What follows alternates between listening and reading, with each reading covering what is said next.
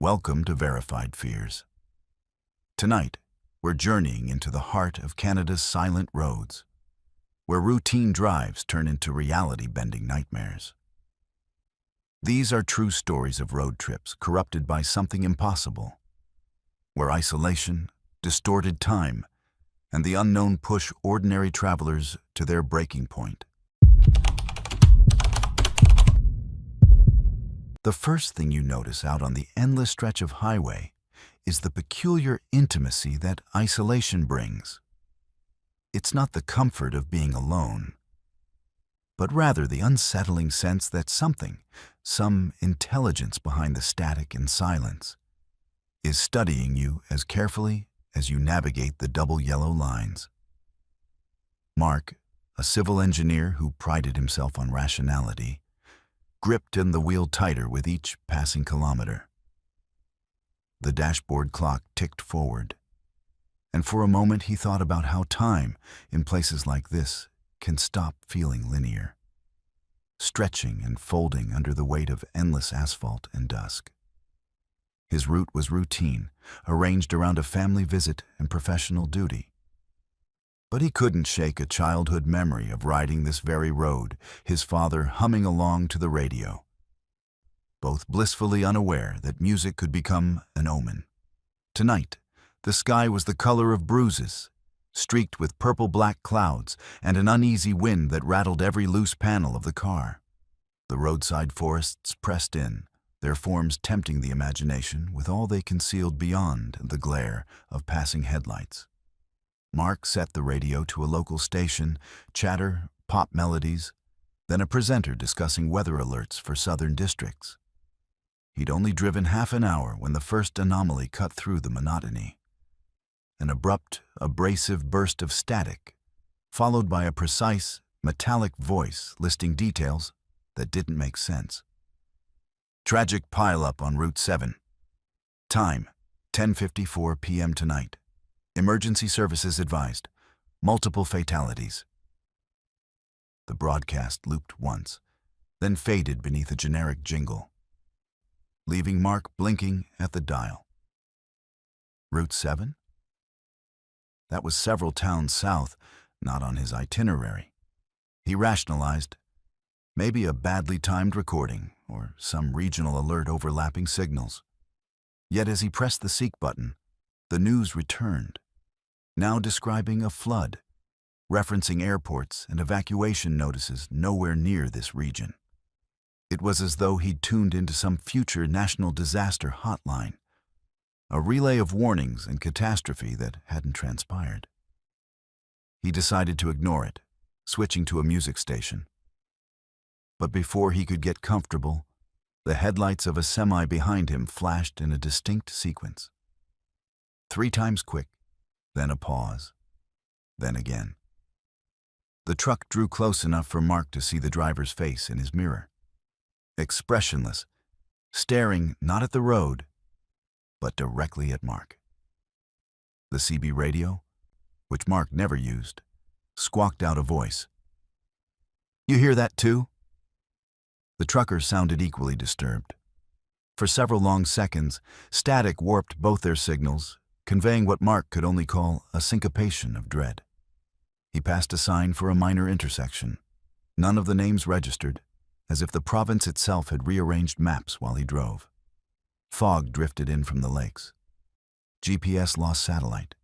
Its screen shimmered and vanished, every attempt to reboot resulting in error messages repeating, "Rerouting, rerouting."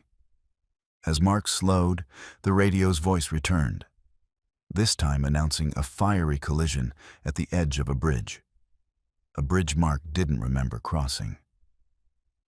"If you're traveling north," the broadcast said, "be cautious, impact imminent." Against his better judgment, Mark pulled over.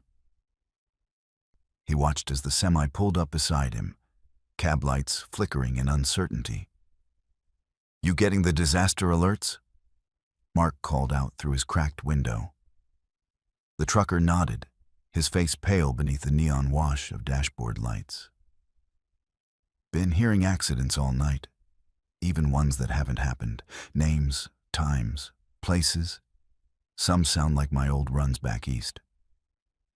But then, he trailed off, eyes fixing on Mark's radio as it started again, announcing a chemical spill at a town Mark hadn't even heard of, set for 11:30 tonight. The fog thickened. The woods seemed to amplify each transmission. Every staticky hiss echoed, as if the trees themselves were repeating events back in a language of wind. Just as Mark moved to leave, the trucker gripped his arm, knuckles white. "When you come to the bridge, don't stop for anyone." His words were clipped, desperate. Mark drove on more cautiously now. The clock ticked forward, and every news item seemed to sync more closely with his own path. The bridge appeared with abrupt clarity, long steel arches disappearing into phantasmal mist, orange lights undulating in the gloom. It was unmistakable, yet completely foreign, as though conjured from the nervous predictions of a dozen emergency broadcasts. Halfway across, the disaster Mark had heard was already unfolding. Screeching tires, flares of red and yellow on the asphalt, the screaming cacophony of twisting metal. Mark's own car, or an uncanny replica, lay crumpled ahead. He saw himself inside, motionless, then blinking, then turning to stare straight at Mark as he approached. For an agonizing moment, their gazes met. Mark's mind split, one part certain this was hallucination, another obsessed with tracking every detail, every license plate, every flickering light. The truck that had followed him was overturned, flames licking its side. Emergency vehicles hovered just outside the mist, their silhouettes warped and mutable. Mark slammed on the brakes. His body responded on muscle memory, the rational part of him screaming for answers, the primal side knowing only panic. The scene resolved into sharper focus. He watched as rescue workers dragged his alternate self from the wreckage. But then the vision flickered, dissolving into white noise. He blinked, and the road was clear. The accident vanished, time slipping backward, forward, and then halting altogether.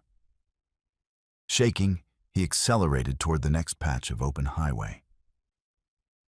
Now the radio was a relentless companion. News broadcasts cycling through calamities Mark hadn't yet experienced, some too precise to be fabricated, others eerily vague. Every announcement matched in tone and cadence, as if delivering a rehearsal for reality. Mark kept driving, unable to turn off the radio for fear of what silence might offer instead. The trucker's warning haunted him, replaying in each passing headlight. When the fog thinned, Mark found himself on a stretch of road that felt impossibly empty. No towns, no intersections, just a black ribbon of pavement dividing forests that seemed to lean in closer with each mile.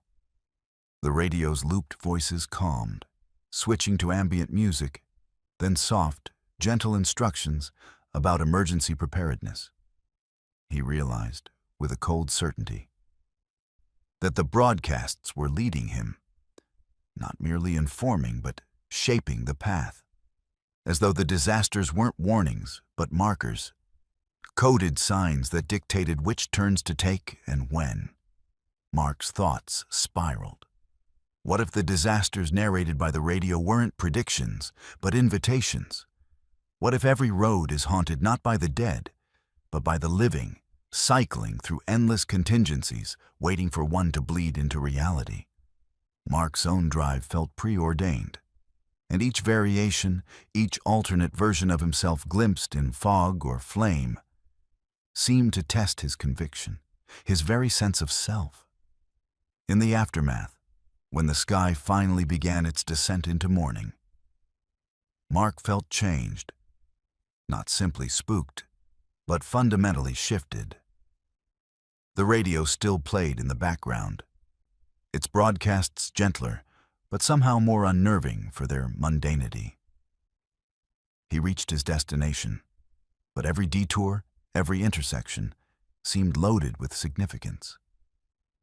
Sleep eluded him. Familiar roads took on uncanny angles. Memories of disaster flickered behind every mundane announcement. He started researching the stories he'd heard, news items that hadn't happened yet, missing persons cases that sounded like distorted versions of his own name and profession. None appeared in the public record, nothing matched. Yet some nights, in the mist and the dark, the radio would crackle with static, calling him by his first name, delivering updates in a tone that matched perfectly the unease of that original drive. Ultimately, Mark accepted what every survivor of the unknown must. Out on the road, isolation isn't simply the absence of company. It's the presence of something observing, waiting, measuring your faith in reality.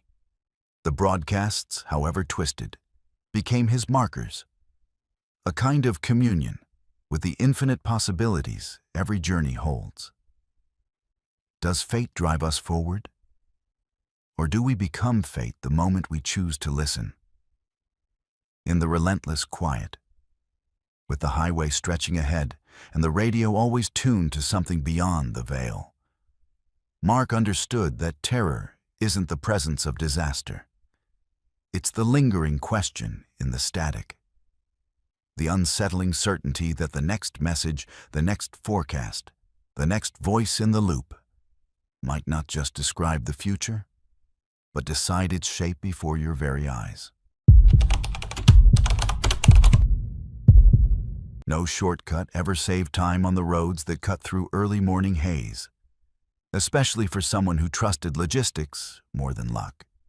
Emily, a diligent graduate of medical school, was driving through unfamiliar territory, her mind mapping out the route with clinical efficiency, every landmark an affirmation of progress. Yet what the highway sent back was not reassurance, but a subtle invitation, a promise of convenience made malignant by repetition. The first detour appeared in soft blue from her phone's navigation app. An alternate path marked overpass route, supposed to shave 10 minutes from her commute. She took it, turning off the main drag into the rising mists over the pine forest, letting the early sun slip as she crossed onto poured concrete, spanning an ocean of branches below.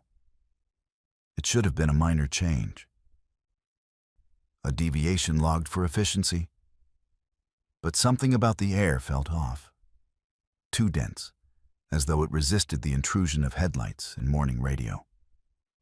1 mile passed, then another. Emily noted the signs, the standard green placards with white text, posts driven deep into gravel. Each displayed identical information, and each seemed a perfect copy of the last.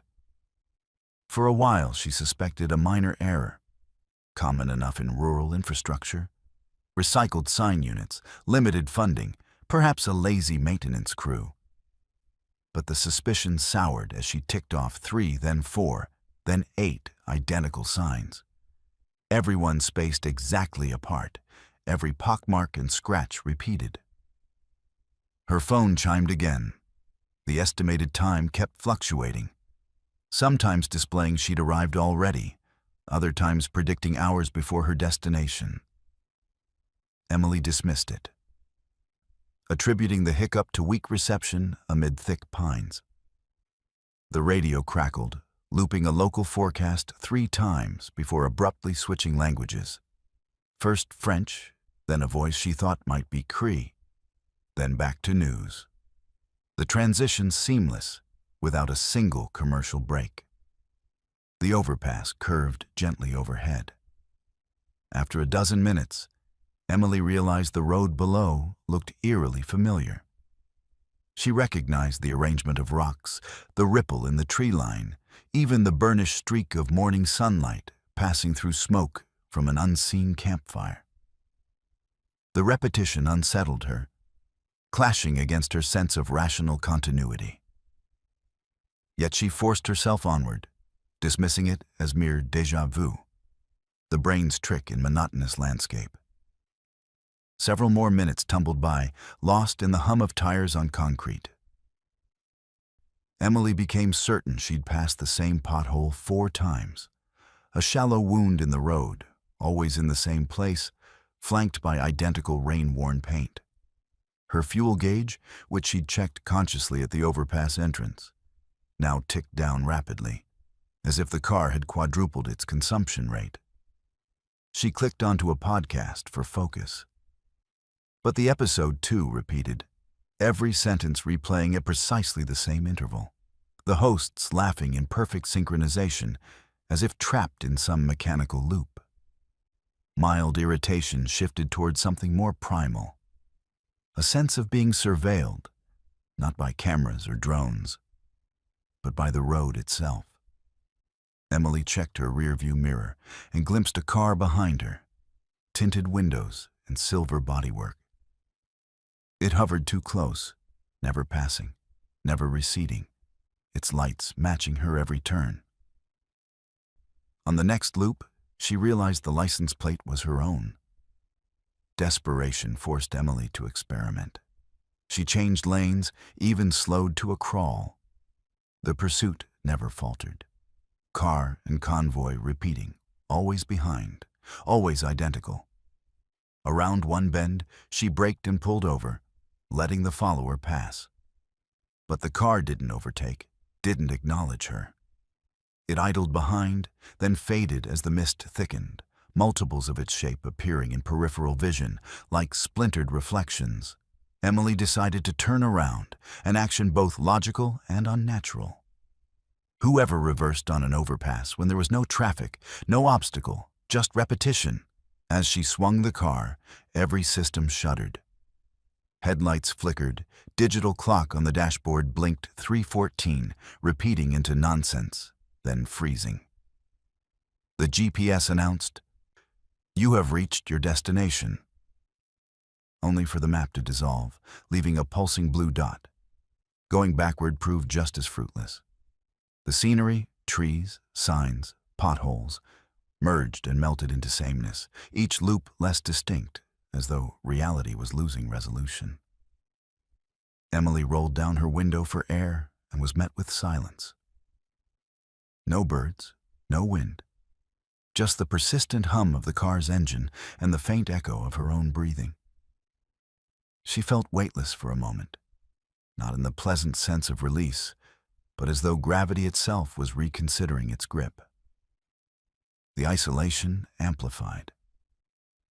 Emily scanned for other signs of life, any anomaly that would signal disruption from the loop. To her astonishment, she saw figures standing at intervals on the shoulder, impossible silhouettes, blurred by morning light, gazing with the attentive detachment of statues. As she approached, none moved, but their heads turned in unison, each action mirrored and delayed as though rehearsed. The phone buzzed, displaying text in reverse. "Go forward." She ignored it, heart racing, and attempted another U-turn. Now the maze of repetition was complete. Each attempt to deviate dragged her further into the strange continuum. A radio station played her last voicemail, her own voice warping into a metallic parody. The fuel gauge dropped alarmingly low, and when she tried to call roadside assistance, her phone connected to a looped, distorted version of her mother's emergency contact, speaking sentences Emily remembered from years ago, but in an unfamiliar, anxious cadence. "Keep driving, Em. Go until the shortcut ends." Reality began to implode. Her skin crawled with the sense of eyes watching, though only those distant figures stood sentry, silhouettes blending into the mist. The car's mirrors showed her own face, but slightly out of sync. Expressions delayed, a smile forming too late. A worried frown lingering until the vehicle jolted and her attention snapped. Gas fumes crept under the dashboard, acrid and relentless. The terrain outside the window looked flatter, reduced to a series of repeating patterns, a world stripped of depth. Then the car died. No gas, no electricity, dashboard lights dimming to black. Emily sat in the silence, surrounded by a gallery of her own unfinished actions. The ignition key turning, her hand gripping the steering wheel, every movement echoing in the burnt reflection of the windshield. The figures on the road approached, not walking but flickering closer with each blink. Emily tried the door. It opened, but the air outside felt heavier, pressing down on her with the intent of keeping her in place. She remembered old horror stories, urban legends about endless highways, about being trapped in dreams where escape meant repetition. The professional mind wanted to map the phenomenon, to explain away the impossibility. The human mind just wanted release. Frantic, she climbed into the back seat, searching for anything to anchor herself, a receipt, a photograph, her badge. Every item bore her name, but with the date reversed, 20/9/1/5202. Even the fabric of her clothing felt unfamiliar, seams twisting in directions she would never have chosen. She screamed, not for help, but to break the loop. The sound was instantly snapped up by the silence, vanishing, not even echoing against the window. When she checked her phone again, the text had shifted. Drive backward. A sliver of hope. Perhaps backward was a route to freedom. She slid behind the wheel, turned the ignition, and the engine roared back to life. The road outside seemed brighter, the mist thinning at last. She pressed the gas, committed to reversal, watching carefully for the end. A break in the sameness, an off-ramp, a sign that didn't match. Slowly, the shortcut unraveled. The road grew distinct. The pothole vanished. The trees arranged themselves into normal disorder. Voices of birds crept through the window. Emily's fear did not subside. Relief was muted, almost clinical. At the far end of the overpass, she found herself facing the original entrance, but everything was different. The clock now read noon, her fuel gauge full.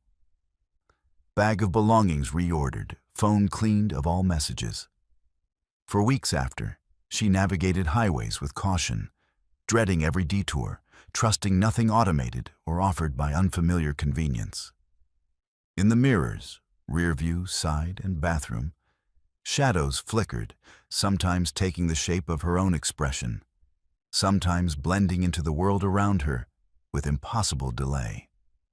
She caught her own reflection in grocery store windows, trailing a split second behind, insistent she was still on that bridge. Music on the radio took on new, uneasy tones, songs looping into self-parody. When she spoke to friends, they seemed distracted, their sentences looping. Emily's shortcut had not simply offered her a faster route. It had revealed the cost, the price paid for every time-saving measure, for every moment of trust given to convenience. She never spoke of the figures, or the maze, or the silent repetition that threatened to erase the individual for the sake of efficiency. Instead, she simply drove slower, lingering on familiar roads, savoring every unique pothole and every spontaneous deviation the landscape offered. She came to wonder, are shortcuts ever really shortcuts? Or do we find the price in repetition, a price everyone pays when reality bows to pattern and memory?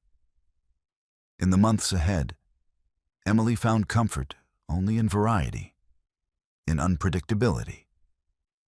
If the road ever offered her another perfect overpass, she'd be ready to refuse the detour, letting others take the paths that promise speed, while she took her place among the winding uncertainty of the ordinary, having glimpsed the cost of convenience on a morning overpass that never quite ended. There's a chilling honesty to the open highway that cuts through the forested heartland, an honesty born not of what the land shares, but of what it omits. For Sam, a wildlife biology grad, the absence of mile markers was the first warning that tonight's fieldwork would not be like any before. The old logging road had no towns, no convenient turnoffs, just a blacktop wending endlessly beneath a sky that seemed to hang a few feet lower than normal. pressing the trees flat against the ground in warped perspective. Sam adjusted the rearview mirror, watching the receding darkness swallow the tail end of his pickup. His logbook detailed the trip. A simple hours-out survey, trapping small mammals, running tags on deer and foxes. He'd grown up in open spaces, certain that the wilderness, for all its legendary dangers, comforted more than threatened. But as he rolled past the highway warning sign, a blank rectangle where painted mileage should have been, the familiar became unmoored. In the roadside gloom, every pine twisted into an impassable wall. Every empty stretch of blacktop a corridor through memory. The truck's headlights caught something on the shoulder. An abandoned shape, barely visible behind a tangle of grass and fir needles. Sam slowed and peered out. The vehicle was identical to his own. Red paint streaked with dust, dented rear fender, even the same faded sticker from a long-defunct band. Ice pinched his spine. He parked and approached, expecting the thrill of explanation, the ordinary logic of mistaken identity. A neighbor's vehicle, perhaps, or a survey team left by forestry officials. But the cab was empty, the driver's door locked. And inside lay an old jacket, same as the one on Sam's passenger seat. Navy blue, studded with the pale embroidery of his college logo. He tried the license plate. The numbers matched his own perfectly. For a few moments, he wandered alongside the twin, his own footsteps echoing too loudly, his breath smoke in the cold air.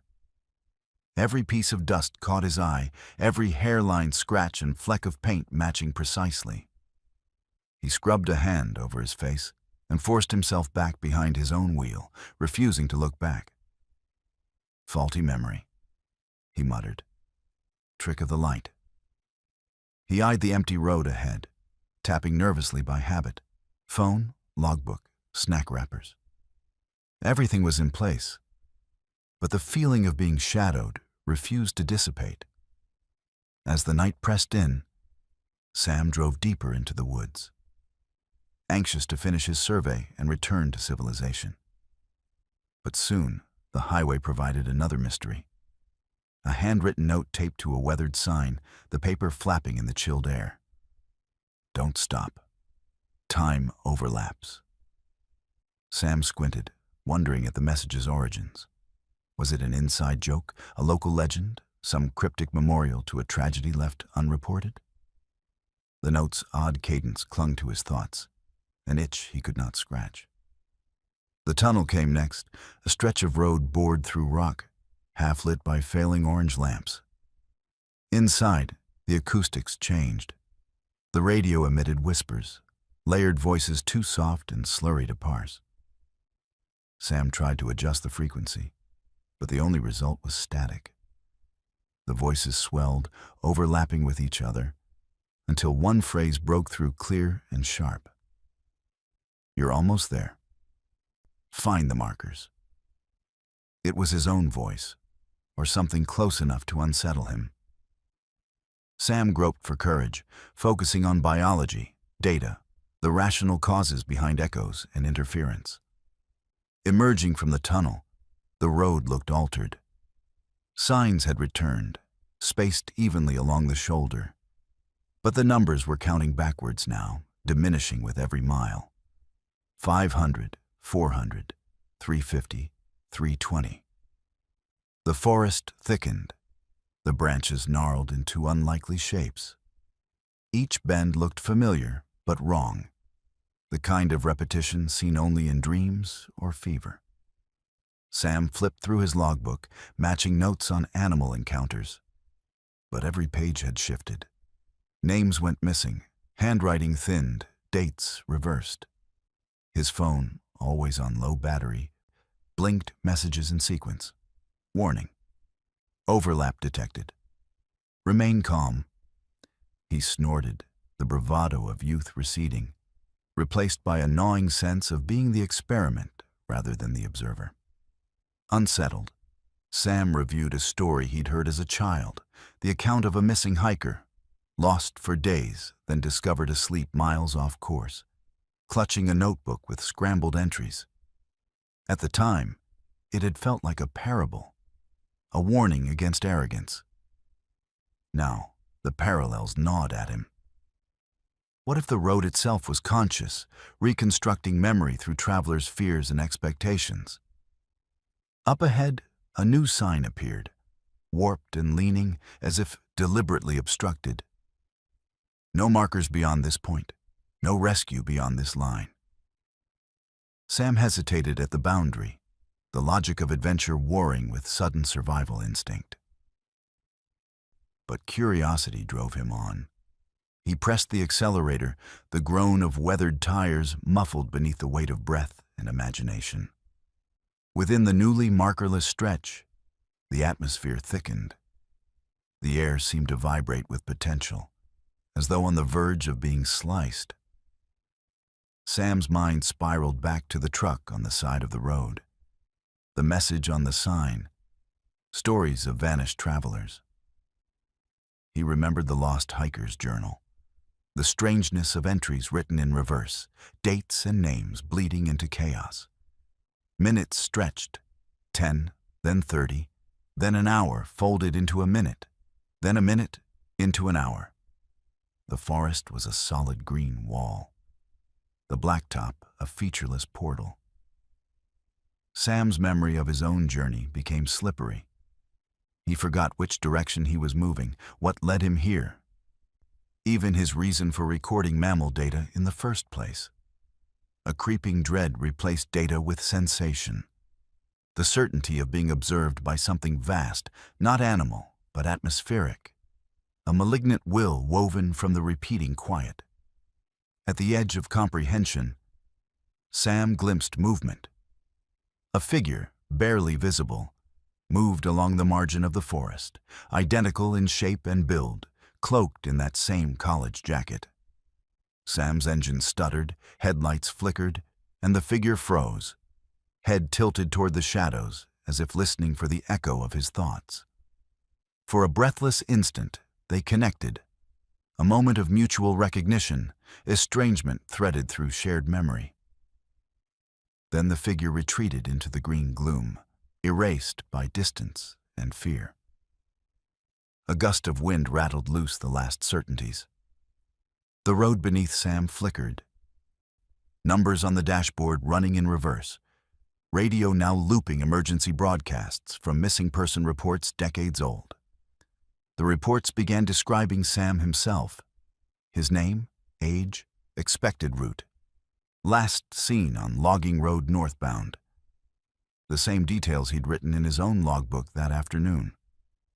Panic set in. Sam braked hard, skidding to a stop as the world tumbled.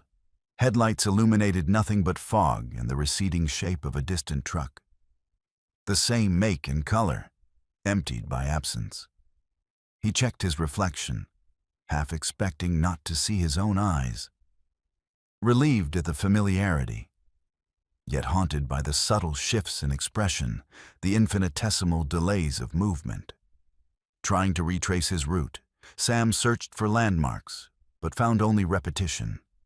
Sapling, rock, sign, all cycling through the same pattern.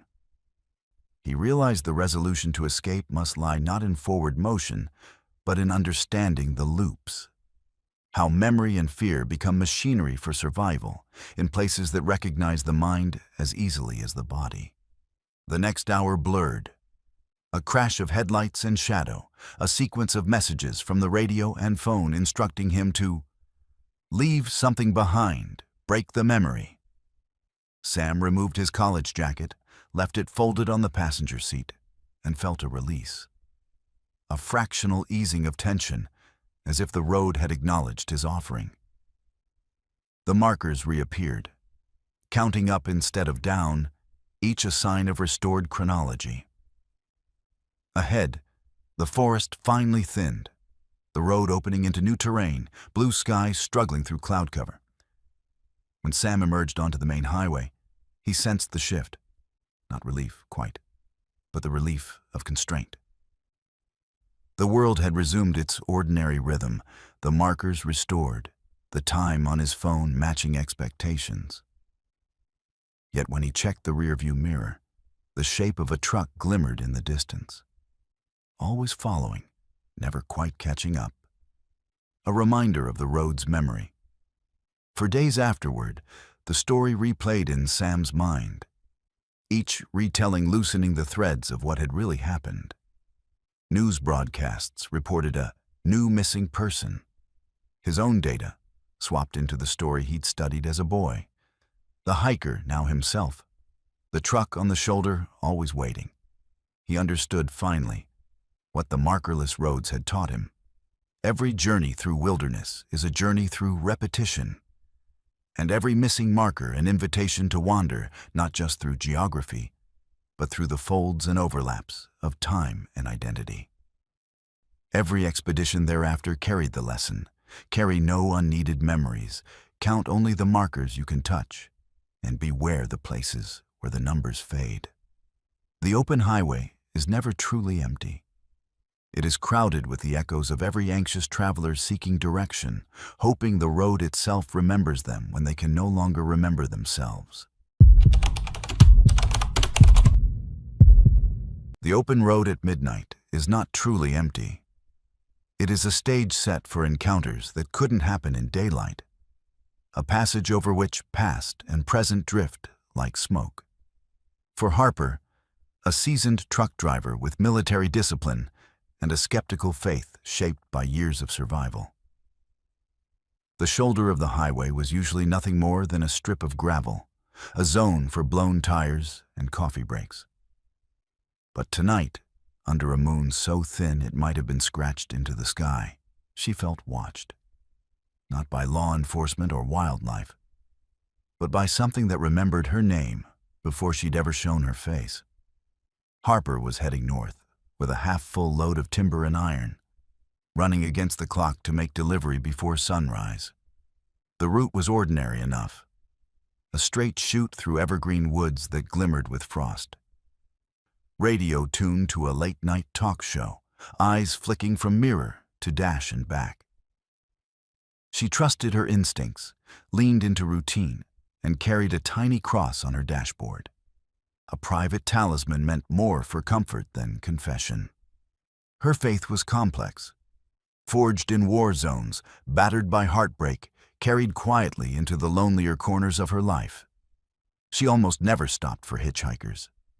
It was a rule, hammered into her by decades of warnings and one unforgettable story from boot camp.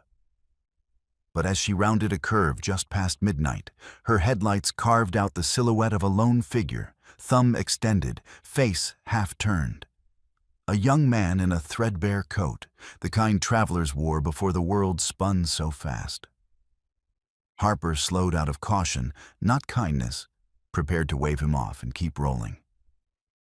But then the figure called her name, clear and certain, as though they were old friends. Harper.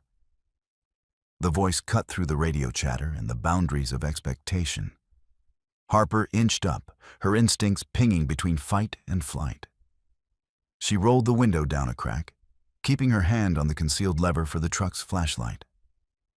"How do you know me?" she asked.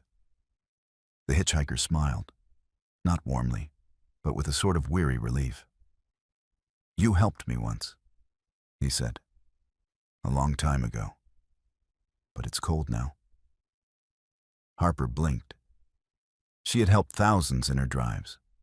Stranded travelers, lost pets, fragments of broken lives left by the road. But this face was unfamiliar, and his coat seemed impossibly thin for a night with temperatures already plunging. She weighed her options, calculated the risks. Curiosity won, and she unlocked the passenger side door.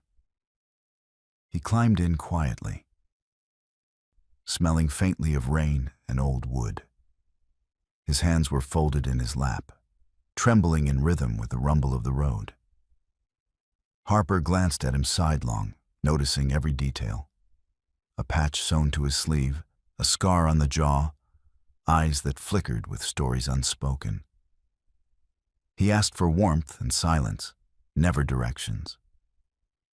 As they rolled along, Harper's truck felt different, heavier, as though carrying other passengers besides this stranger.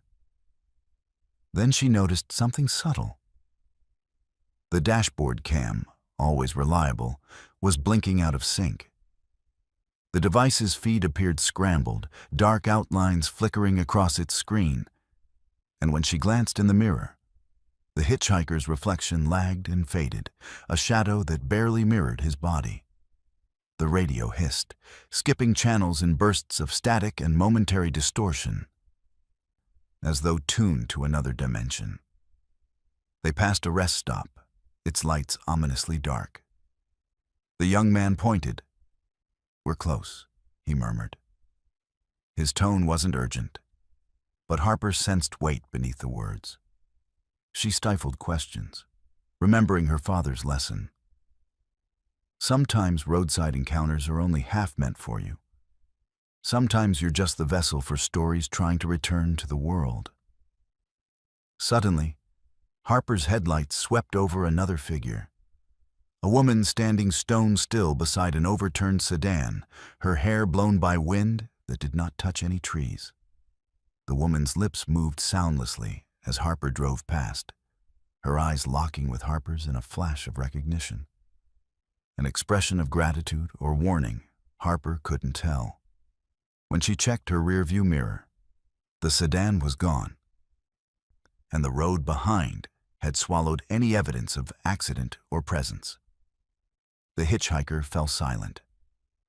The further they drove, the more Harper sensed a change in the shadows outside, the way the edges of reality seemed to fray. Patches of frost on the shoulder melted and reformed. Tire tracks flickered in and out of view, and the double yellow line on the road quivered as if resisting some cosmic wind. Harper cleared her throat. "You said I helped you?" she asked again. He nodded, voice echoing mutedly. "You stopped. That mattered." As the truck approached another dark stretch, the climate inside the cabin shifted, air thickening, warmth draining away. Harper noticed her breath growing visible, each exhale tracing a fleeting signature under moonlight. She pushed up the heater, but the vents remained cold, and her cross rattled against the dashboard, ticking in time with the dashcam malfunction. On the roadside, shapes congregated, less human than memory, less memory than hope. One form, then another, flickered into existence. A man with a child's backpack, a woman carrying an old suitcase, a cluster of faces pressed close in silent yearning. The hitchhiker pressed his forehead to the window, whispering something under his breath. A prayer or a farewell, Harper couldn't distinguish which. She felt herself slipping out of the present and into a world stitched from echoes and regrets. It escalated without warning. The radio blasted voices, calls for help, fragments of songs, news updates from years she couldn't recall. Harper's grip on the wheel tightened, her knuckles straining white, every muscle lit with nervous electricity. The truck shuddered, dashcam stuttering into black, gauges flashing in a random, panicked sequence. The hitchhiker's voice, now a chorus, filled the cabin. "We're all trying to get home. Just one last ride." Harper gasped. Outside, the shapes crowded the shoulder, advancing but never stepping on the road. Her headlights passed through their bodies as though lighting vapor. She tried to call for help, but the phone was dead. Every screen in the truck repeating a tangled mess of numbers, dates, times, coordinates, looping endlessly. In those frantic minutes, Harper's memories convulsed. War's aftermath, lonely highway nights, rescue missions gone wrong, every single time she had stopped, or almost stopped, for someone in need. The faces blended, stories collided, time buckled. She felt herself pulled between then and now. as the world shrank down to one point. A woman behind the wheel, a soul beside her, a legion of the forgotten standing sentry at the midnight border. And then, just as quickly, the temperature returned, the dash cam reset, and the truck's engine found a steady rhythm. The hitchhiker turned, smiled faintly, and whispered, "Never forget the road behind." With an ease that contradicted his thin frame, he opened the door and disappeared before Harper could protest. The world outside was quiet again. Frost returning to the shoulder, shapes dissolving into darkness. Harper drove on, the cabin lighter, the road ahead clearer, but tinged with the residue of questions she dared not articulate. Every mirror now displayed odd refractions, angles and shadows with no clear source, ghostly shapes flickering on the edges of vision. Sometimes she caught glimpses of passengers she never loaded, the outline of a suitcase, the soft glimmer of grateful eyes. In the weeks that followed, Harper grew more deliberate in her journeys.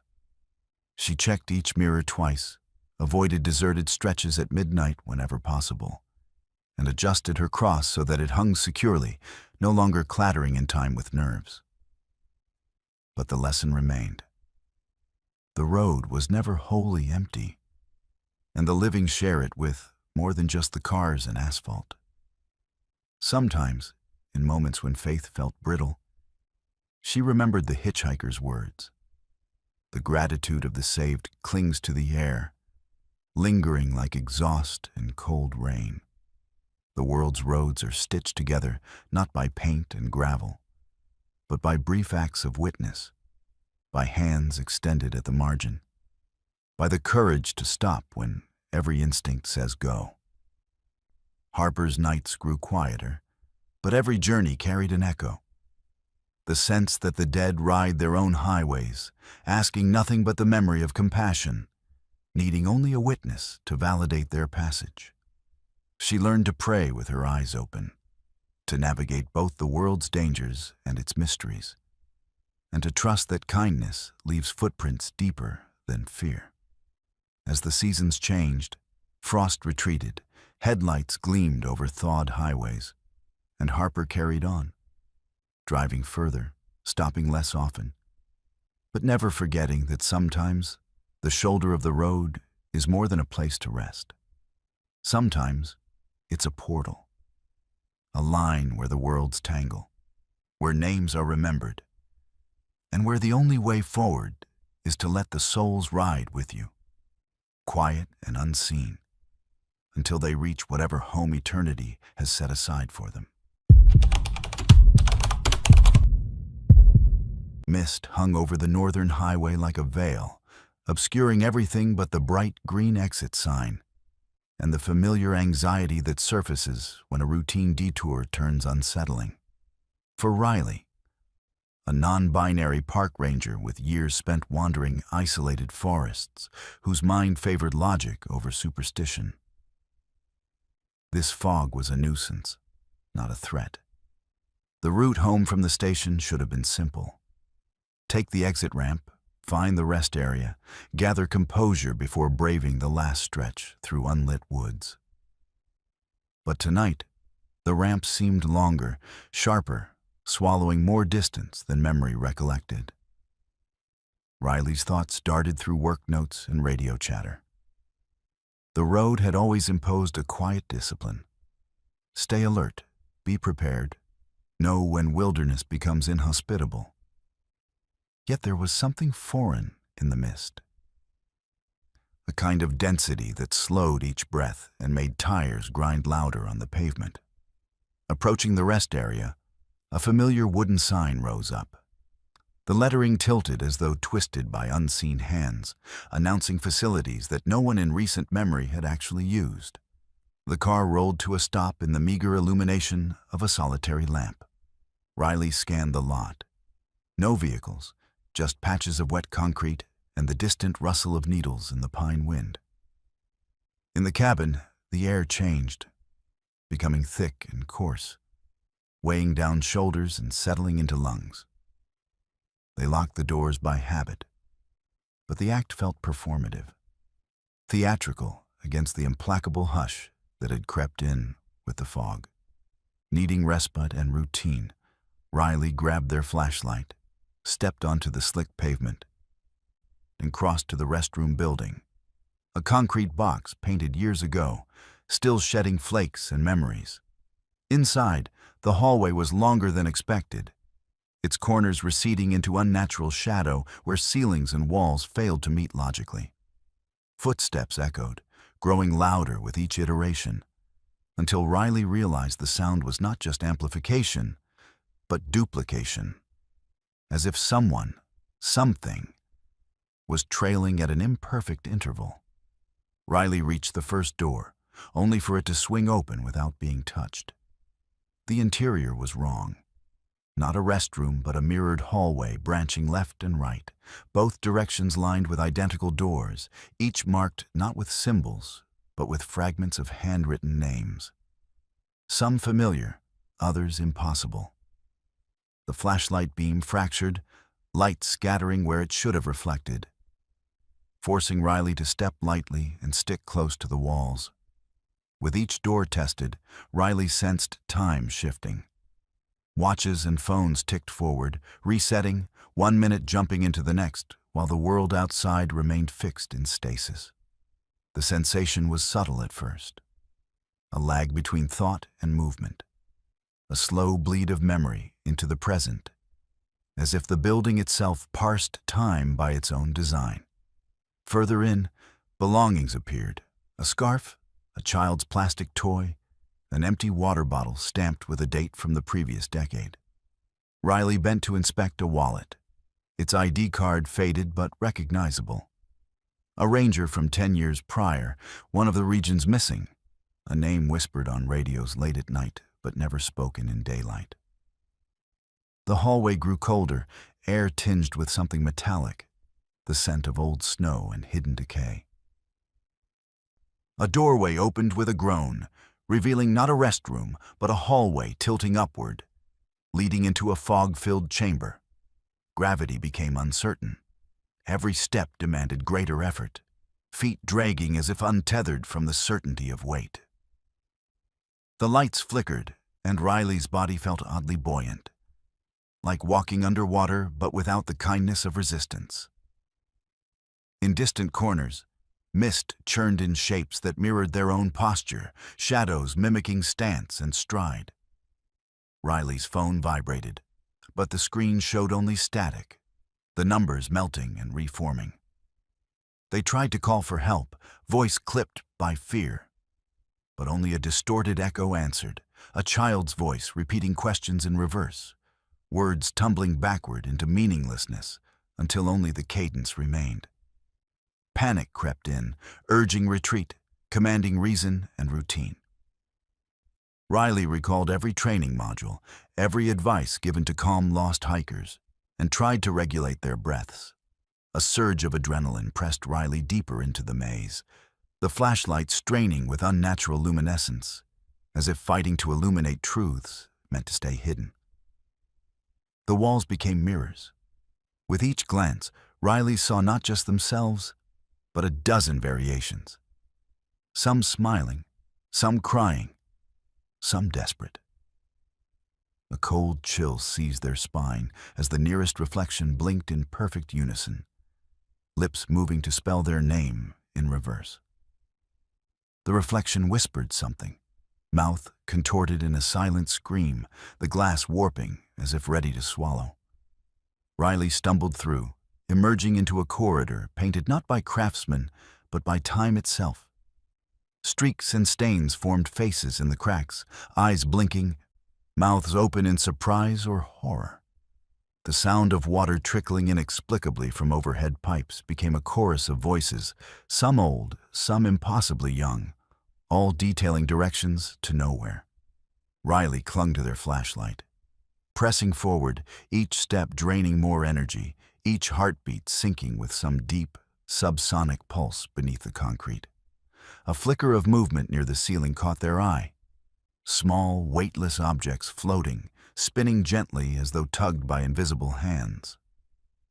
A faded photograph drifted down, landing by Riley's boot. The image was distorted but recognizable. A group photo from Ranger Academy, with one corner burned away, faces missing, date rewritten by trembling fingers. Every object in this warped place seemed to hold a message, a memory stripped of context and time, a warning encased in ambiguity. Beyond another door, the space changed again. No longer a hallway, but a vast, open lobby filled with objects from decades past. A rotary phone, a lunchbox, an old hiking pack with tags from a year Riley remembered as being filled with loss. The gravitational oddity deepened, time jumped forward, and the sense of imminent danger became more urgent. Every exit sign pointed inward, every wall reflected Riley back at themselves. At the center of the chamber, a large mirror stood propped against a broken chair. In its glass, Riley saw their own form. Hair streaked from anxiety, eyes wide with confusion, mouth set in determination. Then, as they watched, the image slipped backwards.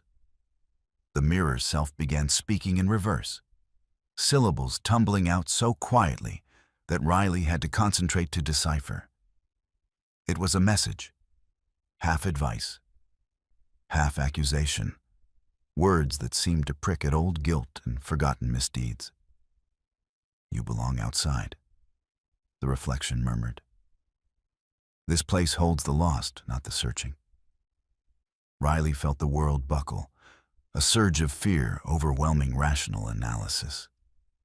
They tore their gaze away, seeking a real door, not a mirrored trick, not a passage into unreality.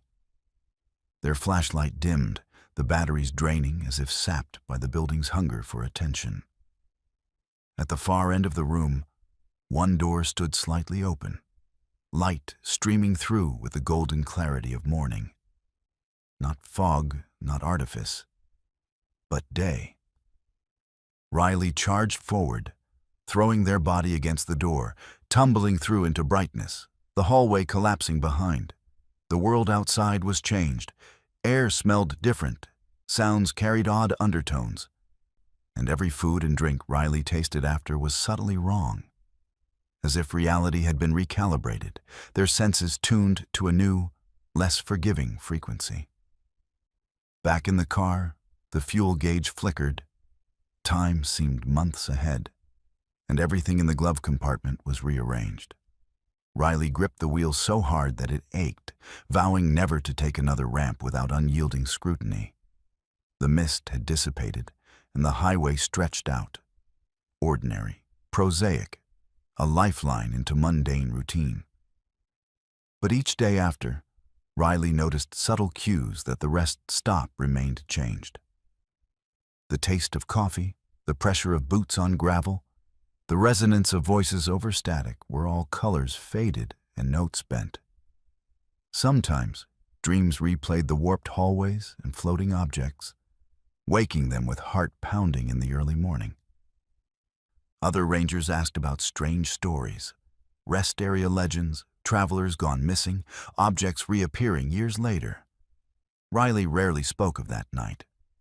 But every time they passed a rest area, something inside tugged at caution, reminding them that some exits are less about escape than entrapment, and that rest is sometimes the price the world charges for revealing its secrets.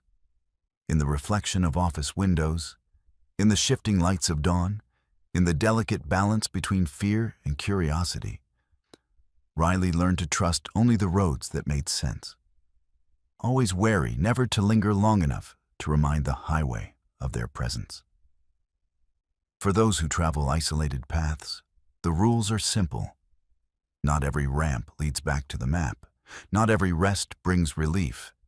And sometimes the world bends in ways meant to be felt but never explained. Riley kept driving, and though the roads never bent quite right again, they accepted reality's new shape, the knowledge that rest itself can be a labyrinth, and that rules of physics and memory change sometimes just to keep you moving, wary and awake. The frozen vastness of a northern road in winter yields few comforts. But for Grant, a 51-year-old logistics manager and former police officer, the sight of his company's convoy was a welcome reassurance. There was a solidarity to the line of headlights threading through white drifts and ragged fur silhouettes, a punctuation of order against the night's looming chaos. It wasn't the wind, nor the ache of long hours, that kept Grant alert. It was protocol, the ritual checking of call signs, the confirmation that every truck tracked the expected path. Every voice on the radio belonged. Tonight, the convoy was 5 vehicles strong, engines rumbling as they devoured miles between deserted towns, the blur of motion carving a rhythm in the darkness. Grant led the pack, his truck brimming with steel reels and boxed machinery, the weight anchoring him to the world. Conversation was sparse. Radio etiquette demanded brevity, efficiency, never idle chatter. In the cold isolation, Grant's mind wandered to old cases, roads patrolled, accidents cataloged, horrors explained and unexplained. Just past the halfway point, the convoy slowed for a turn. Grant's radio crackled, a distortion, then the faint echo of his own call sign repeated by a voice that did not belong to anyone in their chain. Bravo 7, copy? Grant blinked, checking his roster. All vehicles accounted for. But the transmission repeated, this time in perfect mechanical mimicry. He responded with caution. Bravo 7, go ahead. Static filled the cabin. Then the same phrase echoed back with a subtle edge. Bravo 7, go ahead. In the mirror, headlights appeared. An additional set. Distant but precise, hanging in the mist beyond recognizable range. Grant frowned. His checklist showed no latecomers. As the convoy rounded a bend, the distant shape resolved itself. Another truck, nearly identical in make, model, and color. Grant toggled the radio, asking for verification. But each member of his convoy described seeing different reflections. One said 2 trucks behind them, another saw only their own. The CB channels split with interference, garbled voices hissing details that looped restlessly. Night pressed in. Grant urged the convoy forward, warning his drivers to stay close, maintain formation. Yet, in the peripheral vision of every mirror, the duplicate convoy remained. Matching speed, distance, pattern. Grant's chest tightened. The anxiety of decades of rational explanations straining against something unquantifiable. He recalled a story told in training. The phantom fleet, the warning that lost drivers sometimes became echoes in winter, unable to leave the roads they haunted. Snow began to fall with urgent density, obscuring refraction and blurring the world into grayscale. Grant's headlights cast circles of clarity that collapsed into shimmering patches of black ice. The duplicate trucks drew closer, their lights sometimes fizzing out, sometimes revealing not drivers, but dark humanoid shapes that seemed to flicker in and out of existence. Each license plate matched his own fleet, down to the registration stickers Grant had personally checked earlier. The CB flared alive again. Bravo 7, wrong route, said the voice, his own, but slowed and fractured. He replied, voice steady. Convoy running true, confirm position. Another transmission, this time a chorus of overlapping, broken voices. You're already there. You've always been there. Grant's heart thumped hard in his chest. He muted the CB, relying on visual cues to maintain distance, tension sharp in every muscle. Ahead, the lead truck reported a malfunction. The dashboard flickered, gauges looping through impossible sequences, speed readings doubling, then freezing. The rest of the convoy slowed in response, but the duplicate formation surged forward, headlights slicing sideways across the snowbanks. Grant squinted, seeking any anomaly that would explain the vision, Reflections, refractions, tricks of wind or light. He changed lanes, adjusting speed. The shapes matched every move, never crossing, never parting. It escalated rapidly. The snow intensified, shrouding the road with opaque sheets, muting the world to memory and anxiety. The duplicate trucks loomed out of the haze, and each time Grant tried to radio for help, the signal splintered into nonsense. Call signs reversed, voices filtered through static, as if the very air conspired with the unseen. He thought he saw faces in the lit windows, his own, pale and taut, staring forward with the intensity of purpose or fear.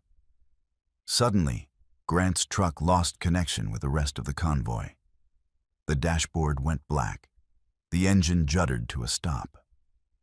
He felt the cold creep into his bones as every sense sharpened, aware that any rational explanation was melting away in the dark. Ahead, the duplicate trucks drew parallel, moving with disturbing synchronicity. Their headlights never quite illuminating a face or license plate. Grant checked his phone. No signal. Time slipping between numbers, calendar dates looping out of logic. He stepped outside, boots crunching on frost, breath blooming in icy gusts. The world outside was quieter than it ought to be. The duplicate convoy had gathered, lining the road in an exact parade, a perfect twin of Grant's own fleet, every detail rendered with uncanny precision. He called out, voice swallowed by snow and distance. Shadows within the trucks shifted but never responded, engines idling in rhythm. Grant tried to move closer, but his feet felt heavy, every step weighed down by invisible pressure. Behind him, the reality of his own convoy flickered. Trucks vanished and reappeared, drivers sounded their horns in confused bursts. Grant's senses pinged between two worlds, the tangible, rational order of fleet management, and a warped reflection where every order gave rise to chaos. For a shattering moment, Grant saw himself reflected in the duplicate lead truck, face haggard and drained, eyes wild with a recognition he wanted to deny. A surge of adrenaline returned him to the cab. He restarted the engine, forcing the vehicle back onto the main route. In his mirrors, the duplicate convoy fragmented, splitting into wisps of shadow and pale light, then regrouping as his own formation caught up. The dashboard reanimated, the engine roared, and snow began to clear in erratic bursts. The radio spat out fractured messages. You finished the drive. You never finished the drive. Grant kept silent, eyes forward, refusing engagement. The rest of the fleet checked in, each voice tinged with a wariness that blurred the boundaries between routine and dread. The duplicate convoy faded, sometimes reappearing in the distance, headlights echoing through snow and dusk, never overtaking, never falling behind for long. The drivers murmured stories to themselves, struggling to maintain professional detachment. As the journey's end approached, Grant felt a heaviness settle in his mind, a certainty that something had crossed with them, entered the world of process and routine. The convoy reached the last checkpoint. Every truck parked in the designated rows, every cargo manifest ticked off. But Grant knew the night's balance had shifted, the logic of formation stretched and recalibrated. The road had recorded them in duplicate, every driver now carrying the twin burden of what they had seen. Back in his office, snow melting on boots and jacket, Grant reviewed the logs. The timestamps were corrupted, signatures overwritten, records splintered. Some bore familiar handwriting, others were reversed, details rewritten by invisible hands. When Grant looked up, he saw his own reflection in the frosted glass, a shade too pale, a split second too late. Each time he tried to recall the sequence of events, faces faded, voices blurring into static.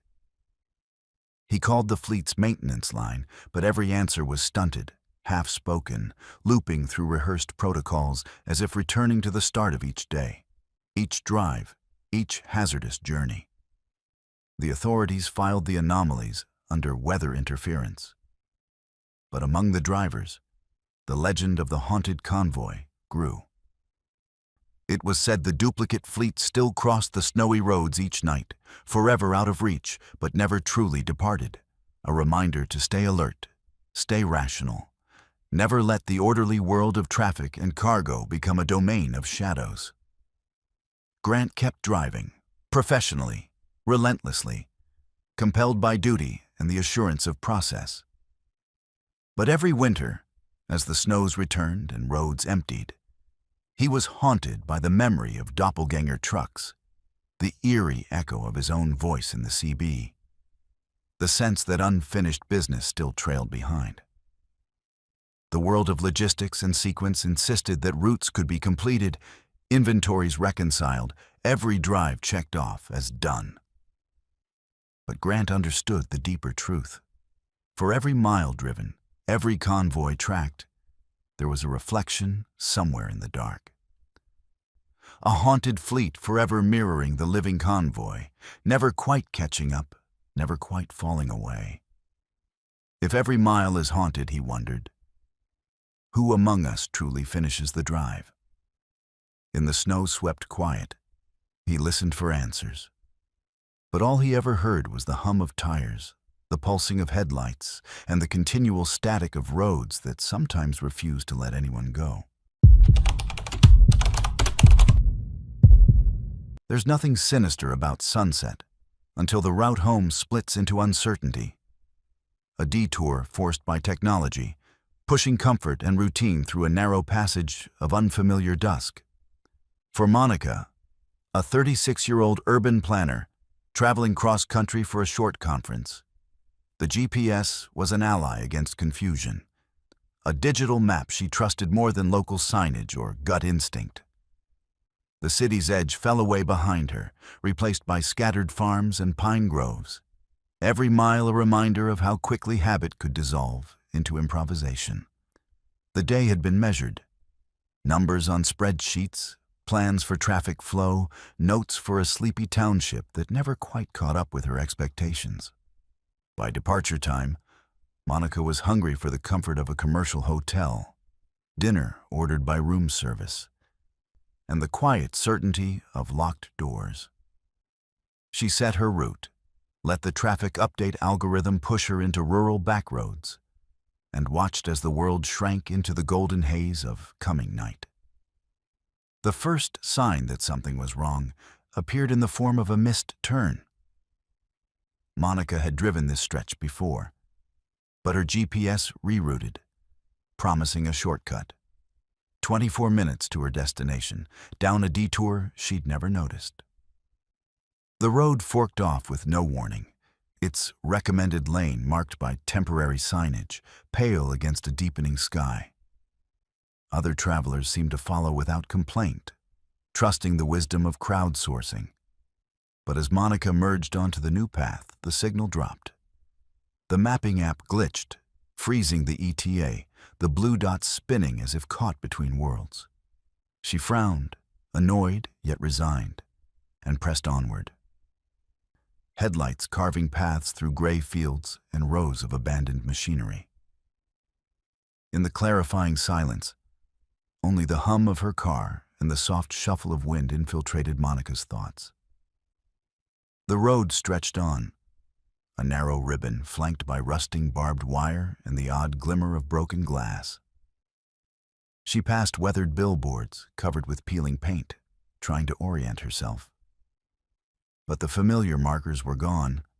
Every field and bend looked almost right, yet distinct in ways she could not articulate. Sunlight faded, color draining from the land, replaced by the sickly pallor of artificial orange radiating off the horizon. After a few minutes, her phone buzzed once. A text from the conference coordinator, out of sequence, time-stamped several hours ahead.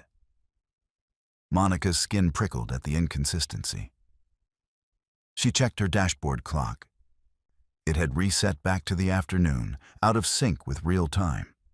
The radio, usually steadfast, cycled through 3 stations before landing on static, a faint thread of musical notes bending in the background, haunting rather than cheerful.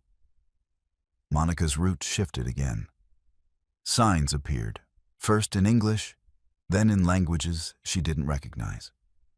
One marker was upside down, another displayed mirrored text, while a third flickered between 2 alphabets as she passed. Disturbed, she snapped a picture for later proof, only to find her phone gallery empty, recent photos erased. The detour grew more surreal with each mile, land and language refusing to hold form. The car headlights flickered briefly as she rolled past a cluster of men wearing high-vis jackets. A road crew, she thought. Except none of their faces were visible in the dusk. Features blurred by motion or by the dissolving light. The workers spoke among themselves in voices turned backwards and inside out, syllables tumbling in patterns that made Monica's teeth ache. She offered a hesitant wave. One responded with a hand lifted too mechanically, as if rehearsed. A growing anxiety replaced irritation. The road narrowed further, twisting into a memory of something half-remembered from a novel. A path that didn't belong on any official map. A curve of pavement not quite grounded in place or time. Monica checked the dashboard again. Her radio now played her own voice, but looped and slowed. Words from past phone calls mumbled back at her by unseen lips. Following protocol, she attempted to turn around. The GPS showed no safe options. Every attempt to reroute forced her deeper into back roads that, by the fragmented clock, should have led straight to dawn. Yet the sky was only deepening, the blue-black gradation growing heavier, pressing Monica forward into layers of doubt and rising adrenaline. Without warning, a thick bank of fog rolled across the next intersection, swallowing all perspective. Monica's headlights fractured in the retreating mist, beams bouncing back as if repelled by a surface too close to touch. Visibility shrank to a few feet. Roadside markers dissolved. Panic threatened to bloom. She slowed, gripping the wheel until her knuckles paled, mind racing through every defensive driving course she'd ever half dismissed. Moments later, the fog cleared, but the world had shifted.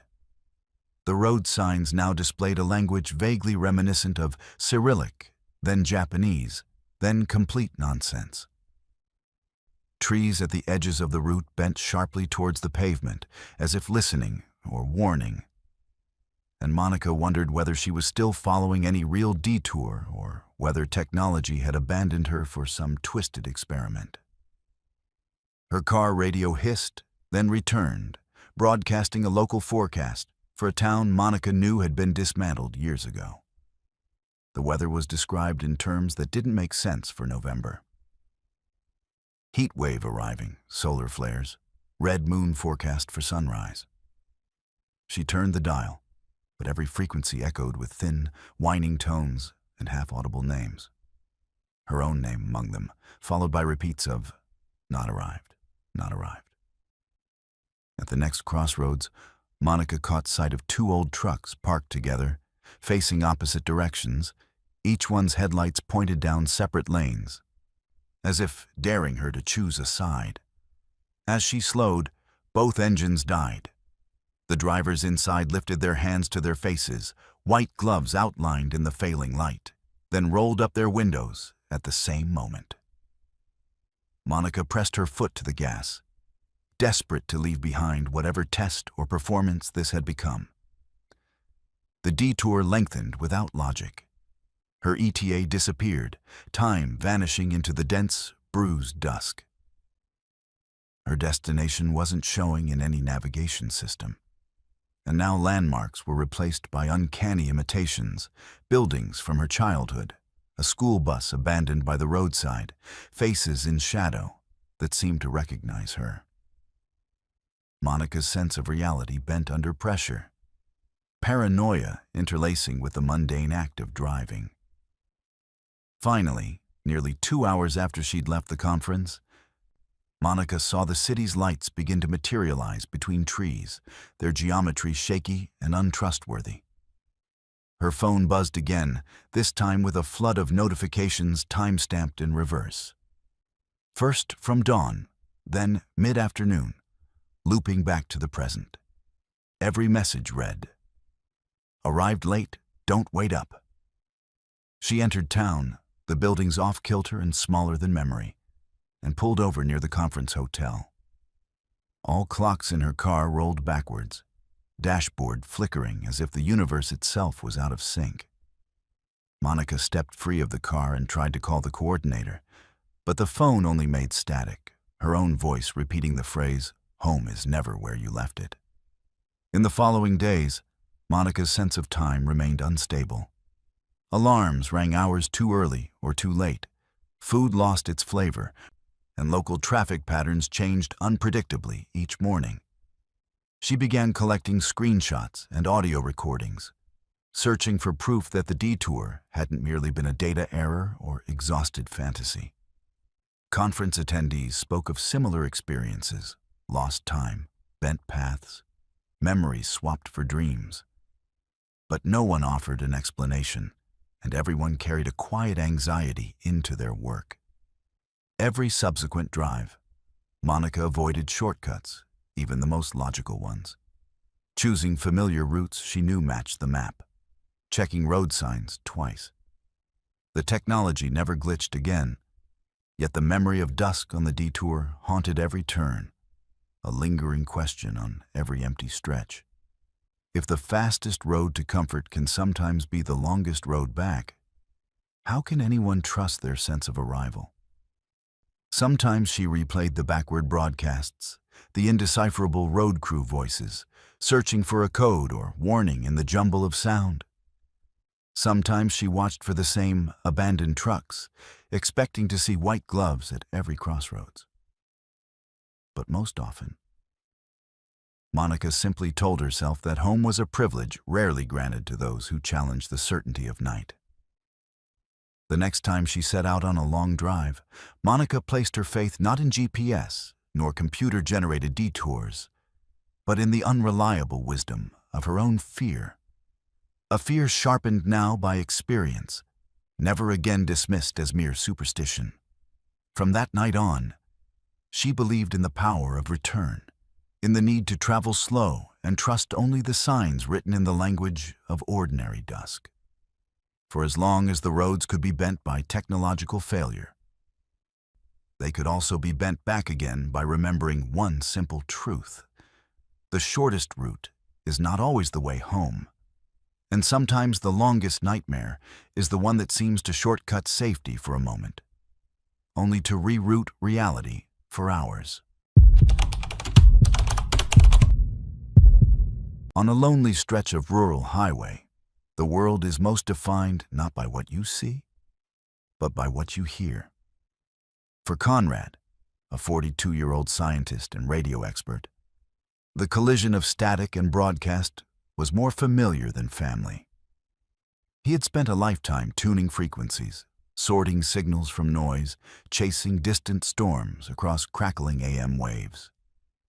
Yet one frigid autumn night, parked near a sagging row of radio towers that had outlived their usefulness, he tuned in to something he wasn't meant to hear. The landscape was as barren as the upper atmosphere, pockets of mist pooling between wire fences and cracked pavement. Conrad should have reached the tower by sunset, but weather and a late experiment kept him on the road past midnight. With every mile, the border between civilization and the vast unknown pressed in, marked only by the flicker of his dash lights and the slow build of a roaring silence beyond the engine. His task was simple: inspect the towers, confirm their out-of-service status, log electromagnetic readings, and return to the comfort of laboratory routine. But that night, routine gave way to possibility. As he coasted off the main highway onto the aging service road, the darkness deepened, settling around him like a shroud. The towers loomed overhead, skeletal against the sky, red lights winking in a sequence that never quite repeated. Conrad unpacked his signal scanner, swept through the usual frequencies. He expected nothing but static, a low hiss, the flutter of distant news, perhaps the hum of an emergency beacon. Instead, his headset found a distinct voice, clear, urgent, and hauntingly misplaced. "Help me," the transmission repeated. This is the North Channel. No reception, no rescue." He adjusted the dials, isolating the timestamp embedded in the transmission. The numbers were wrong, dated decades ago, a year Conrad associated only with family stories and childhood memories. But the voice persisted, alternating between panic and resignation, telling of fire on a bridge, a stalled engine, a name clearly stated. Clara, recruiting anyone. Startled, Conrad documented the event, saving the snippet of sound, cross-referencing it against regional databases for missing persons and emergency calls. No records matched the broadcast, no mention of Clara, no fire on any bridge for that year. He drove closer to the towers. Fog thickened, antennas vanishing upward into infinity. Conrad's scanner pinged again, this time with a train of voices. Some were calm, some frantic, each one detailing events, disasters, roadblocks, missing people, all dated for the next hour, the next morning, the next week. The frequency never matched the local spectrum. It danced just outside the permissible band, as if the laws of electromagnetism bent for these transmissions. For a scientist, fear was data. Conrad jotted down every new call, logging the coordinates, timestamps, and emotional tone. Yet the longer he listened, the more the voices converged in urgency. Some began pleading with him by name, using memories he had never shared aloud. A boating trip as a child, a lost friend, a rumor about a signal that predicted catastrophe. Struggling for explanations, Conrad scanned for technical errors, atmospheric phenomena, pranksters. His phone failed. Emergency apps returned only blank screens and looping notifications. He tried to reach out to networks, but his message was relayed back to him, pitch shifted and distorted, as if someone or something was intercepting every transmission. The signals grew louder, overlapping with the rumble of his heartbeat. As the night wore on, Conrad became convinced he was being led. The coordinates given on one broadcast pointed to a crossroad miles ahead, a patch known locally as Lost Contact Zone, where radio silence always defeated even the best gear. Conrad hesitated, checking his maps, then followed the prompt, increasingly driven by curiosity rather than caution. When he reached the spot, the air shimmered oddly, as if the laws of physics were being tested. Towers loomed larger, mist now tinged with blue. Conrad parked and stepped into the haze. Headset primed. The ground beneath his boots vibrated with unnatural energy, a low hum cycling through frequencies without human intervention. Then the voices changed, no longer pleading, but predicting. One outlined an accident. Car overturned near you in 6 minutes. Don't stop. Another whispered his own name, recounting memories decades old, secrets and failures, possibilities that never materialized. The transmissions became a chorus, each bidding Conrad to act. "Warn them," one pleaded. "If you're listening, save someone tonight." His rational mind struggled. Signals couldn't predict future events. He checked his clock, watching it oscillate. But then, across the road, headlights approached. A van teetering over a patch of ice, swerving dangerously. Conrad shouted a warning, strobing his flashlight, and the van stopped. Driver shaken but unharmed. The voice on the frequency shifted from panic to calm, repeating, "Accident avoided. Thank you." Before Conrad could process what happened, the voices multiplied. Some anxious, some resigned, echoing old disasters, new emergencies. Every broadcast was linked to a place, a time, a deadly possibility. Each that Conrad heeded shifted its outcome. A cold, calculated sequence of actions that bent reality just enough to thread safety through chaos. As the hours slipped by, Conrad felt his purpose splinter between scientist and guardian. The towers hummed with impossible energy, broadcasting messages that seemed to originate not from this time, but many times. A layered accumulation of lost souls, desperate broadcasts left unanswered, looping forever until someone listened.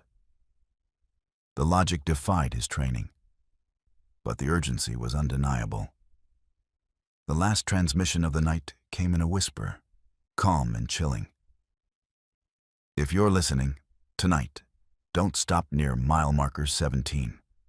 The lost ones are guiding you." Conrad followed the advice, turning away before reaching the spot. A cold patch notorious in local legend for unexplainable disappearances. He returned to the main highway, shaken and hungry for daylight. The world outside the zone felt different, a little brighter, a little duller. Conrad's scanner returned to normal function, cell networks rebooted with the first light. Yet in every subsequent radio sweep, he caught traces of the voices. The Clara, the accidents avoided, the near disasters rerouted through his decisions. He logged the signals, constructed a new protocol, determined to share what he'd learned. Sometimes the lost are not silent, but persistent, pushing the living into course corrections and timely rescues. Over the following weeks, Conrad's expertise expanded beyond engineering. He became a local fixture, sought by travelers for advice, haunted by the notion that every empty patch of road holds spectral broadcasts, hints and warnings, ghosts and signals. He devised instruments to amplify the right bands, documented every case. Night journeys became his signature. People whispered that he could avert fate with a well-timed message, drive through death's corridor guided by invisible hands. Some called him superstitious, others a fraud. But every time Conrad ignored a mysterious warning, the world responded. A collision, a fire, a missing person, all documented afterward. With each intervention, the voices on the radio became calmer, more grateful. The cold fact remained. His understanding of science and reality expanded beneath the weight of conspiracy and empathy. Occasionally, late at night, Conrad caught the old pleas again. Clara's name, the lost coordinates, stories unrecorded. He learned to reply, offering comfort as best he could, wishing the voices peace. The roads outside Lost Contact Zone grew safer in small increments, each drive a tacit agreement between Conrad and those who could only reach him through static. A shared hope that listening, recording, responding was not just technical, but existential. The lesson endured. Not every signal is meant to be decoded, but every warning holds value. Sometimes the highway speaks with the voice of the lost, pleading for rescue, guiding those who hear. And sometimes, a lone expert in the mist, armed with data and empathy, is all they need to be found, and to find others before disaster strikes. The high bridge was always lonely after midnight, suspended like a razor over a valley thick with shadow. Marissa, 29, a road maintenance supervisor with a mind tuned to stats and risk assessment, had learned to trust data above all. Bridges were designed for certainty, load calculations, structural redundancy, predictive scheduling.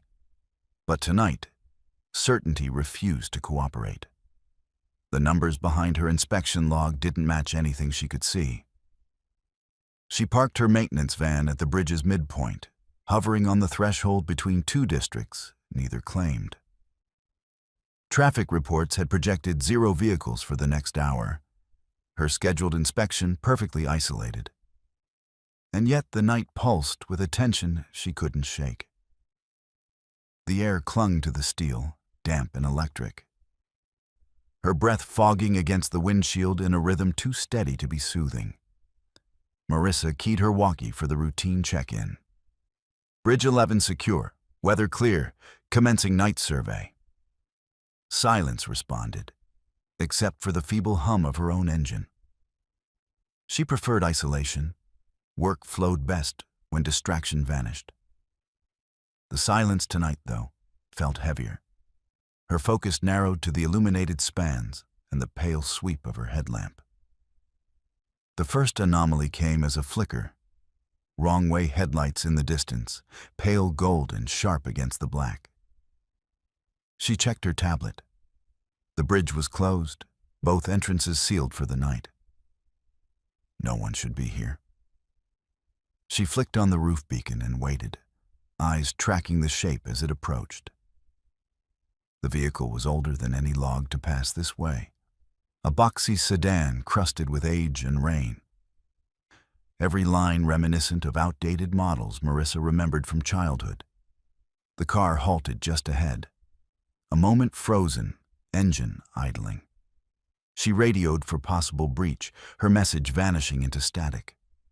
The sedan's headlights faded, dying out as if the batteries had been drained not by time or use, but by the sheer intensity of the night.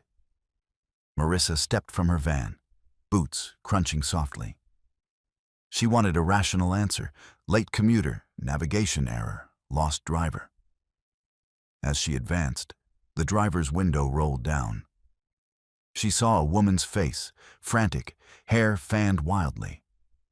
Her lips moved, but Marissa heard nothing except the soft crackle of electricity between lamp poles. The sedan peeled away without warning, vanishing into mist that didn't exist seconds before, leaving the bridge untouched.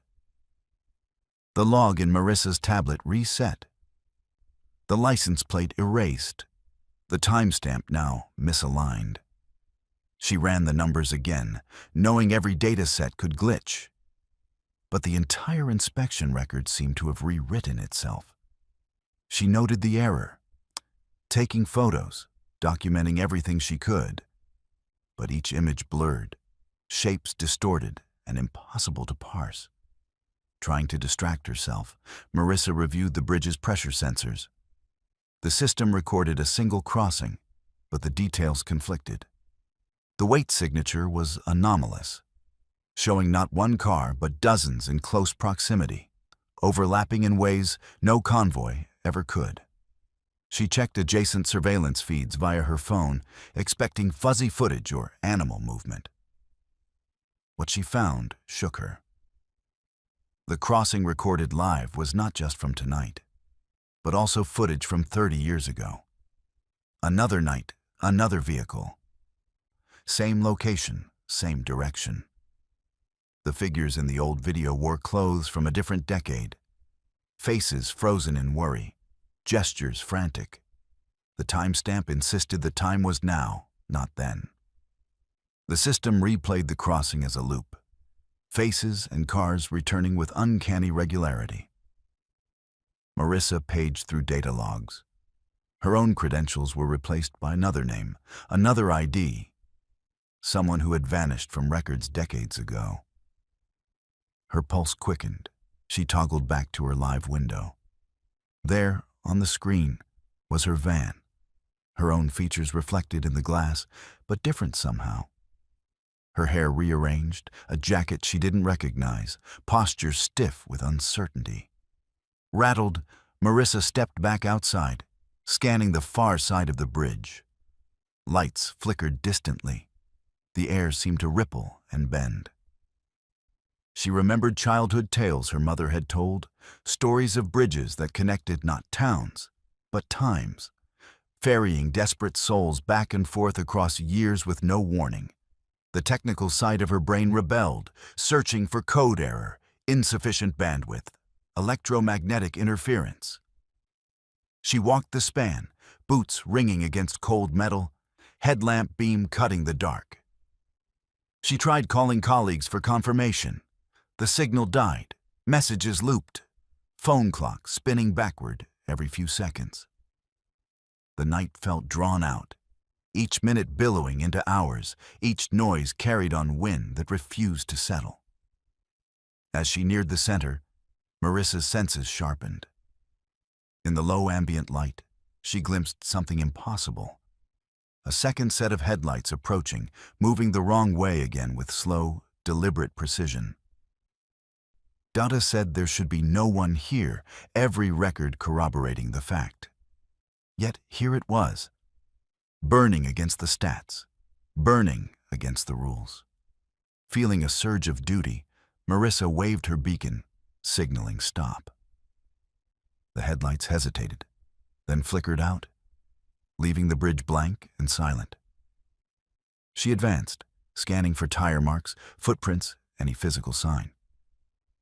The only evidence left behind was a faint impression, an indent from decades of crossings, pressed deep into the steel as if history insisted itself into physical reality. Returning to her van, Marissa reviewed security tapes and data logs.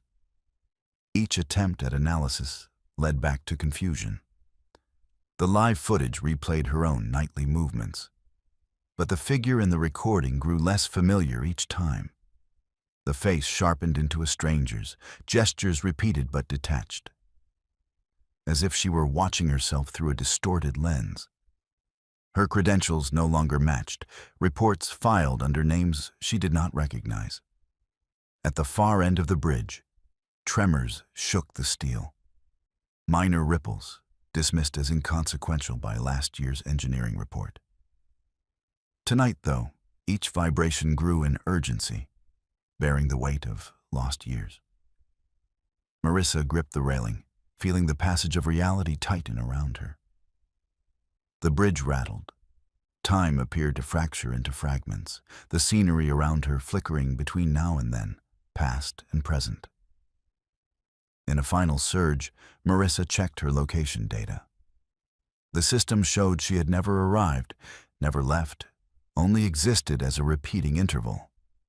Just another figure looping through nightly inspections, her presence erased and replaced across countless data sets. She tried updating the logs, stamping the system with her ID, but every file auto-corrected, every signature blurred. When dawn arrived, the bridge returned to normal. The trembling ceased, headlights faded, surveillance footage reset. Marissa finished her inspection, filed her report, but every document listed a different supervisor. A long stream of names, each dating back to the bridge's opening, each erased after a single midnight. Her logbook showed blank entries where her signature should have been. Driving away from the high bridge, Marissa felt changed, not frightened, but uncertain, caught in the twisting of a new kind of logic. The world proved willing to erase her, to replace her with other stories and other voices whenever certainty slipped. Yet she also sensed the obligations of routine, the need to keep watching the span, to keep warning of crossings and tremors, even if her part in the story would never be preserved. In the weeks that followed, Marissa checked every report twice, marking time with physical notations no algorithm could override. She watched for strange cars, for old faces flickering in surveillance feeds, for tremors that seemed to carry the weight of 40 years in a single second. Every night at the bridge became an act of balancing, observing, reporting, holding onto reality even as the world tried to untether her from every anchor she knew.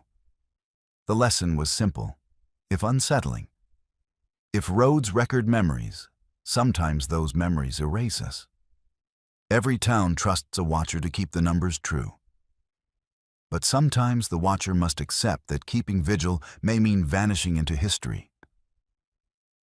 a data point erased in favor of a living story on a midnight bridge, forever humming with the echoes of those who drove the wrong way, again and again, searching for a way home.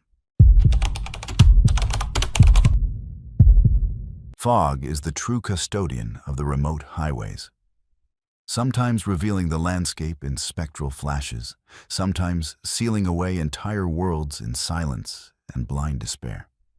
Nathan, 34 and an environmental consultant by trade, had learned to measure the world by patterns. Rainfall, migration, the signature frequencies of birdsong or rushing water. Yet beyond the border of familiarity, past the abandoned overpass and skeletal marshes, those patterns break, realigning to rules that no scientist or wanderer can trust. And on the night that Nathan charted what he thought would be his final field readings, the highway surrendered itself to a static unlike any he'd ever heard. He drove with the windows cracked, inhaling the scent of wet earth and distant pine. Even in early winter, the fog pooled thick as milk, gliding across the pavement in curdling ropes. Nathan's dashboard pulsed with soft blue. The signal reader in the passenger seat, his real companion for the trip, showed sharp, healthy spikes of normal transmission. A perfect night for data, he thought, sidelining superstition in favor of logic and math. A detour appeared, a fork in the road bearing no signage but a flickering caution light, orange for warning, its rhythm off by fractions of a second. Nathan hesitated, but the GPS was insistent. He turned down the dead end, eager to sample what the untouched landscape might reveal. The road spilled him into a cul-de-sac, flanked by mossy gravel, broken posts, and the fading outline of a picnic shelter. Nathan parked, stretched, and listened. The only sound was the cold hiss of static, more pronounced here than anywhere else on the night's drive. As he began his readings, the frequency analyzer pinged. An anomaly, singing at intervals that defied the environmental background. Nathan tuned a small radio to match, and the landscape responded. Every time he adjusted the dial, the world outside grew sharper, then stranger. A faint melody played, a children's song warped by age, drifting across the bog. Each new station summoned a change. The fog deepened, then receded. The marshes grew loud with frog chorus, then fell dead again. Lights at the far edge of the cul-de-sac flickered in subtle ways, always seeming to redraw the shape of the shadows, never content with a single form. With each adjusted frequency, Nathan felt compelled to walk the edges of the clearing, taking recordings, marking data. Yet with every step, his surroundings wobbled unpredictably. Trees bent, shrunk, grew impossibly tall. Brambles rearranged. Even distant thunder seemed to harmonize with the tune pulsing through his radio. He checked his timepiece. It jumped wildly, resetting with the signal's pitch, minutes leaping and falling in jarring increments. Nathan grew conscious, then obsessed with the interplay of tuning and reality. He scribbled frantic notes, describing each transformation. Mud lanes opening where nothing should exist, blue mist giving way to dry heat, the sky cracking into yellow lightning without storm or warning. The dead end became a palette for nature's impossible whims, painted fresh at his command. Then the world malfunctioned in earnest. Nathan's radio caught a clear, human voice in the midst of static. "Don't leave. The song keeps you safe." Each syllable seemed to vibrate through his bones, not just his ears. He tried to reply, recording a message.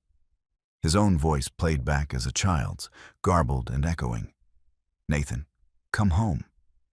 He retreated to the car, unsettled, feeling watched not by animals or curious ghosts, but by the land itself, drawn into a two-way dance with machinery and memory. Intent on resolving the phenomena, Nathan rechecked his field readings, finding not one but dozens of environmental signatures, each one perfectly plausible yet entirely different from the last. The marsh was alternately dry, flooded, frozen, overgrown. The road beyond the cul-de-sac flickered through possible futures. Cracked and ruined, pristine, buried under fallen trees, or simply vanished. Reality itself responded to the radio, as though each frequency unlocked a new, fully fleshed-out possibility. A sentence from old graduate school rose up unbidden. When the world doesn't make sense, it's either you or the world. Nathan found no comfort in that dichotomy now. He tried to escape, starting the engine, but the car sputtered and failed. Radio still tuned to a frequency that sounded like the end of the universe. In the cockpit silence, Nathan's mind split between scientific method and pure survival. He retuned the dial, desperate for a way out. The fog outside thinned, then thickened, then drew closer than ever, pressing against the windows as if alive. He braced, heart racing, hands shaking. The voice returned, softer now. If you want to leave, choose your signal. Choose your reality. Driven more by instinct than design, Nathan cycled through the frequencies, each one unleashing new shifts, colors inverted, memories intruding that felt lived and imagined at once, visions of distant roads intersecting his own. The landscape flickered to deep night, then roaring daylight, then a moment of cosmic silence so complete he thought he was falling through empty space. At last, he breached the right band. The fog lifted, the chorus of frogs returned, and the path home appeared, glowing with surreal clarity. Nathan started the engine. The radio played a familiar tune, his favorite from years ago, clear, normal, and comforting.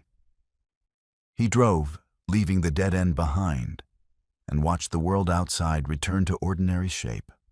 The highway greeted him with familiar lampposts, the GPS recalibrating as if to apologize for the night's anomaly.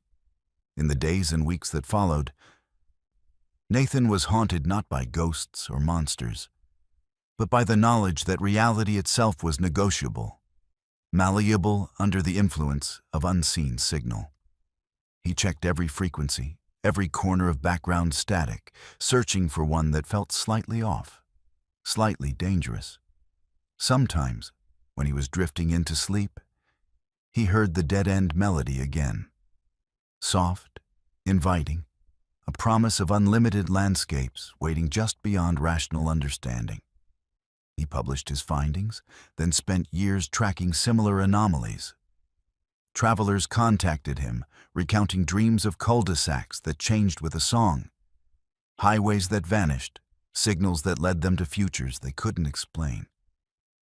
Nathan refused to become a prophet, but he never again dismissed chance, nor the vast, haunted power of a simple radio dial. The world is shaped not only by roads and rivers, but by the frequencies we choose to follow, and the landscape spun from static. Sometimes all it takes is a note, a station, a tune born from fog and marsh, to slip briefly between realities and find a forever haunted by possibility. If this story resonated, if you felt the land shifting beneath your feet or the hair rising at a haunting frequency, don't let these chills vanish into static. Smash that subscribe button for verified fears, where true darkness travels with you, and every journey can bend reality. Share your own road trip legends below, and remember, the next story you hear could be your own.